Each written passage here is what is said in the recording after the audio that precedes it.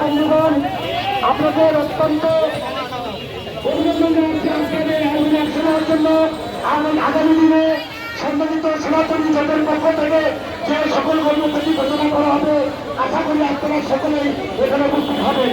সেই সঙ্গে বগুড়ার মানবিক ধর্মের যে মানুষগুলো এতক্ষণ মৃত্যু সহকারে আমাদের পাশে ছিলেন এবং প্রশাসন, বিএনপি সহ পুলিশ সুপার সহ অত্যন্ত হৃদয় থেকে আন্তরিকভাবে আমরা প্রশাসনকে ধন্যবাদ জানাচ্ছি।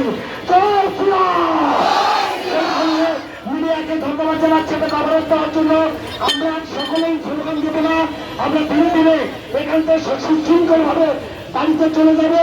কারণ যদি কোনো সমস্যা হয় আপনারা আমাদের এই জামাতের গ্রুপে সেই পেপে দিয়ে দিবেন।